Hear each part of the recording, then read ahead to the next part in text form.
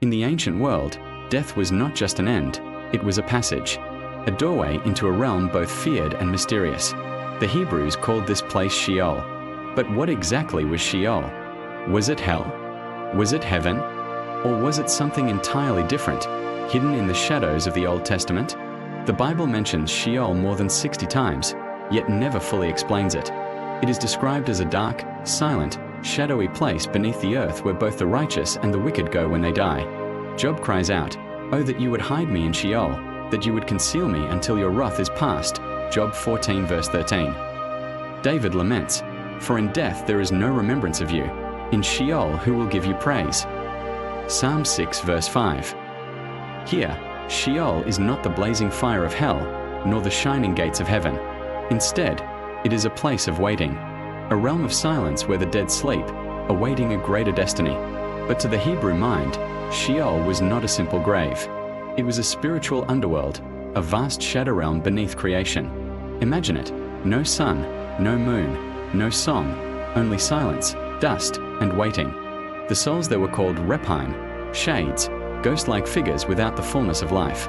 And this is where the mystery deepens. Ancient Jewish thought divided Sheol into two realms.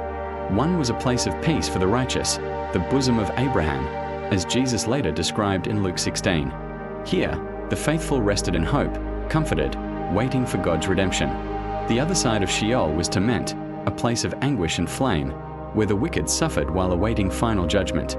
This dual vision is clearly shown in the parable of the rich man and Lazarus.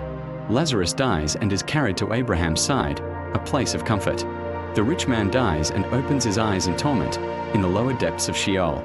A great chasm separates the two, making it impossible to cross. So Sheol was not simply one place, but a divided realm, comfort for the righteous, suffering for the wicked. But Sheol was not eternal. It was temporary. It was the waiting room of eternity, holding the dead until the resurrection and final judgment. This is why the psalmist could pray, "You will not abandon my soul to Sheol, or let your Holy One see corruption." Psalm 16 verse 10. He looked forward to the day when the righteous would rise, and Sheol would no longer hold them. And then came Jesus. When he died, Scripture tells us he descended. Ephesians 4 says, when he ascended on high, he led captivity captive. 1 Peter 3 tells us he preached to the spirits in prison. What does this mean? That Christ himself went into the heart of Sheol, into the realm of the dead, and proclaimed victory. To the righteous waiting in Abraham's bosom, he opened the gates of heaven. To the wicked, his very presence was a declaration of defeat. This is why Revelation says that Jesus now holds the keys of death and Hades. He has authority over Sheol.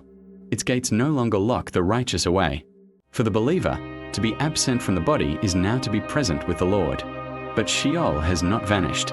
It still holds the wicked, still torments those who die in rebellion against God. Revelation 20 declares that in the end, death and Hades will give up their dead, and then be cast into the lake of fire, the second death. Sheol is not the final destination. It is the holding place before judgment.